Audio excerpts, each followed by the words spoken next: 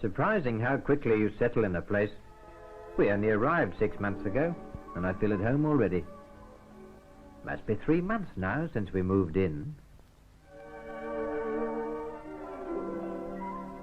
It all started at that barbecue soon after we got to Perth.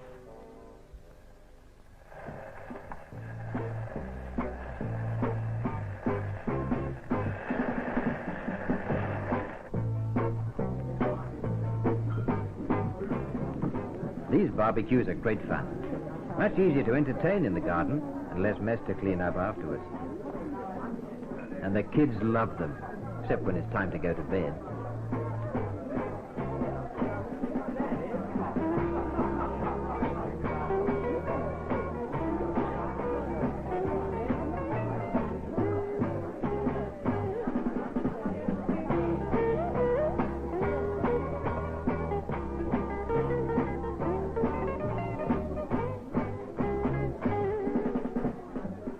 This is where we met Brian, an Australian who's now one of our best friends. Luckily, when we mentioned house hunting, Brian offered to drive us around in his car. Oh, we jumped at the offer, of course. Perth suburbs spread over a wide area from the beach to the hills. Had good bus services, but it would have been a bit time-consuming to do what we wanted to do by bus.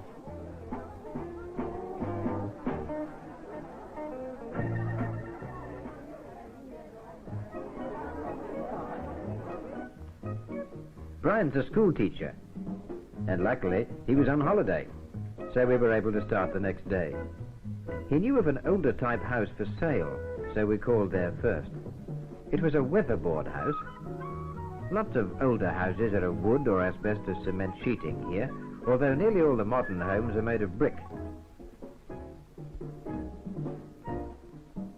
These old houses have one big advantage. The rooms are usually large. Many have been modernized inside and are quite well equipped. These large fridges are really essential in this climate. We're glad we left our little one behind. In this house, the bath had been adapted to take a shower. The whole place was served by gas, even had an English-type gas heater. It was very nice, but not quite what we were looking for.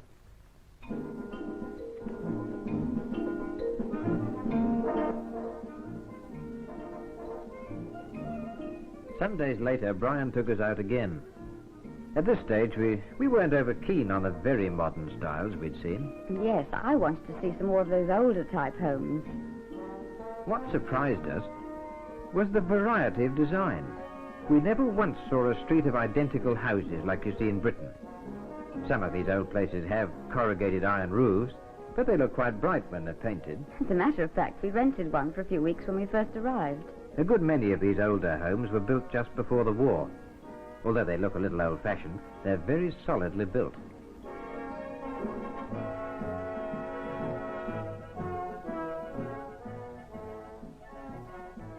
The same day, we had a close look at several estates of very modern houses.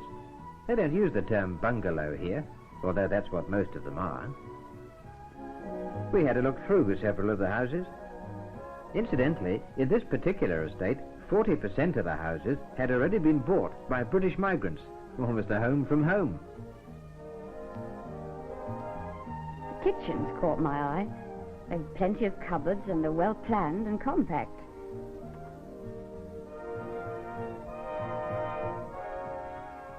These cookers, gas or electricity, are normally included in the price of a new home. Laundries are another good feature. No washing in the kitchen here. And the sun dries the clothes so quickly. Here's another kitchen. Like most of them, very bright and airy. Most of these modern houses have separate shower recesses in the bathroom, as well as the bath. And these get plenty of use, I can tell you. And so easy to keep clean, too.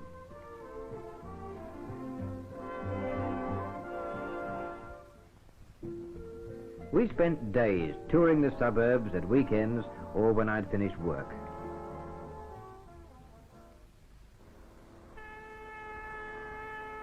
Perth has very good suburban rail services, but the cover is rather limited, and a car is more of a must here than in Britain because things tend to be a bit widespread.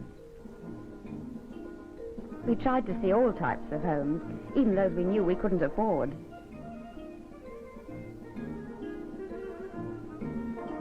Look at this one. We wouldn't even be able to meet the milk bill. Coming back to Earth, we asked Brian to show us some State Housing Commission homes. These are the West Australian equivalent to British council houses. You can rent them or buy them if you like. But of course there are waiting lists, although not as long as at home. And you'll find they're keen gardeners here. It's amazing how the stuff grows in this sandy soil.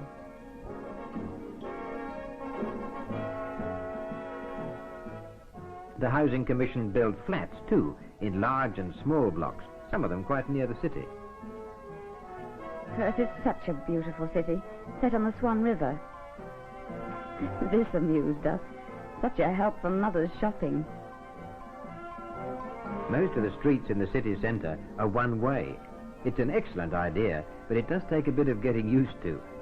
I was a bit nervous driving a borrowed car.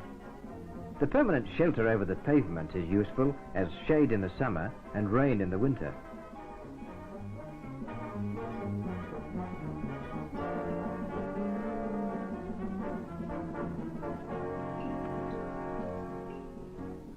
Look, parking meters. You can't escape them these days, even out here. Things are quieter, of course, in the suburbs. These shopping centres are a new idea, where pedestrians and traffic are separated. Many of these include special facilities for children. The kids love to play there instead of trailing round the shops with their parents. And the parents like the idea too. Some of the suburbs are on the Indian Ocean, and we were very tempted with the idea of living next to the beach. But we compromised and chose a place just inland, 2 miles from the sea and 6 miles from the city. I'll never forget the day when the agent brought us here for the first time. It was my dream bungalow, and quite reasonably priced. That enclosed porch on the left is for the car. They call them carports here. We examined it very carefully, both inside and out.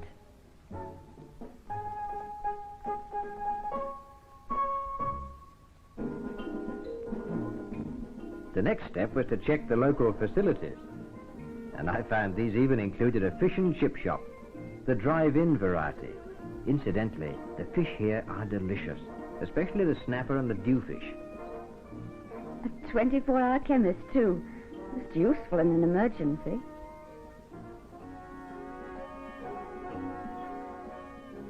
Brian showed us a drive-in cinema. These are very popular here. You park your car on an incline, hook onto the speaker, and you're at the pictures. Quite an atmosphere at night. I was more interested in other facilities. I couldn't resist a peep inside this large maternity hospital. Babies look bonny enough, and they don't have to be so cluttered up with clothes in this climate. All the babies are born in hospitals here, whether it's your first or your 21st.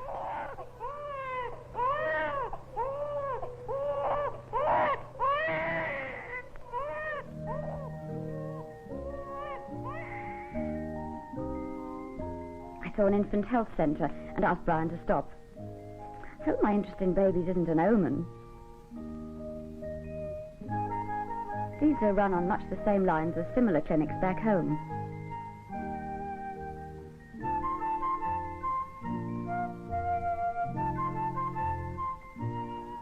There are quite a few kindergartens around Perth, and they're well run. But there's quite a long waiting list to get the children into most of them.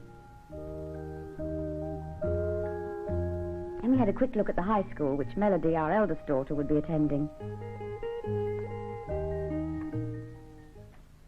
This is another one of those new shopping centres, and we thought we'd call in at a new hotel close by, which had just been opened.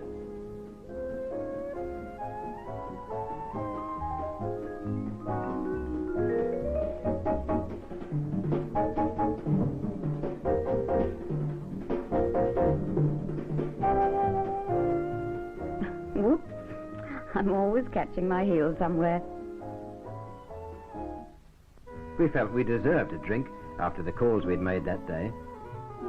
You know, in Britain we have some strange ideas about Australian pubs. In this state, they're open from 10 o'clock in the morning to 10 at night, every day except Sunday. And the lounges of these newer hotels are quite as comfortable as they are at home. And these new suburban hotels are going up all the time.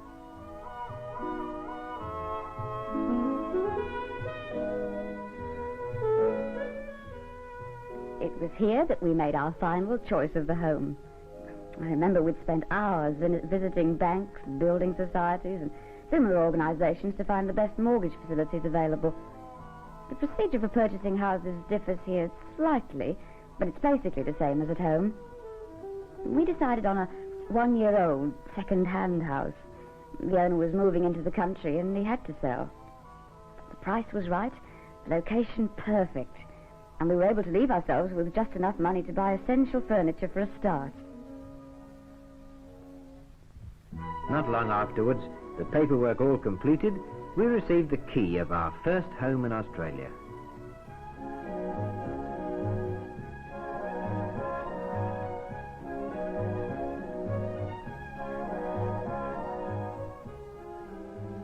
It certainly was a wonderful feeling. Yes, it was.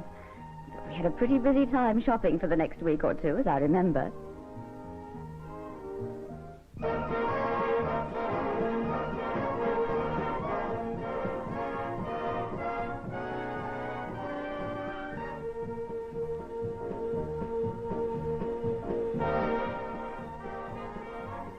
No, we hadn't bought a TV set. Well, there's no harm in looking. There's a wide range of furniture available, but you need to shop carefully. This is a real free enterprise country. It's surprising how prices vary in different shops for similar articles. You need to do plenty of window shopping to get the best price.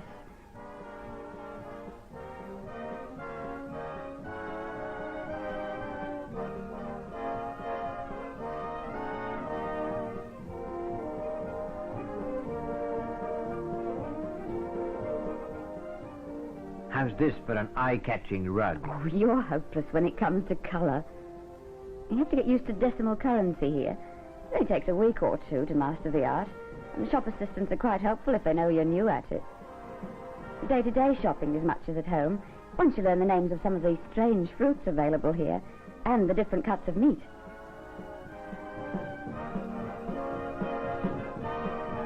We're quite settled in now, and the children have made lots of friends at school. Kids seem to feel at home in a place even quicker than their parents.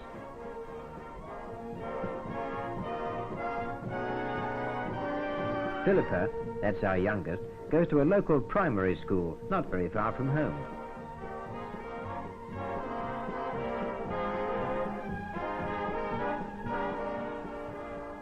Our elder daughter, Melody, takes the school bus to high school, about 2 miles away.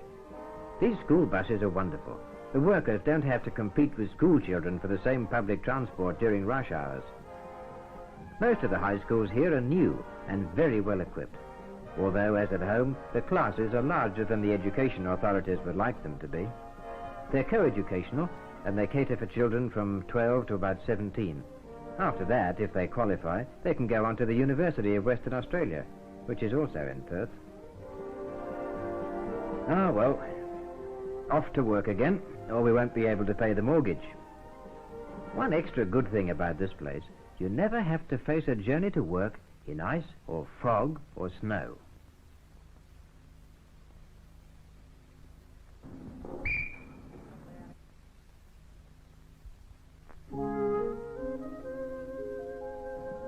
There's the postman's whistle. I wonder if there's a letter from Ken in London.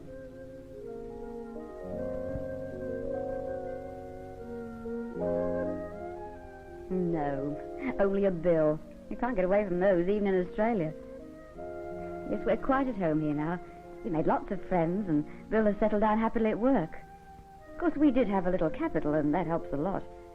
Some of our friends who came out with us have found things a bit harder, and they're taking longer to get a house of their own.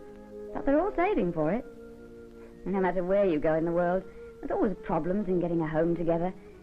I think I can honestly say We enjoyed our house hunting in Perth.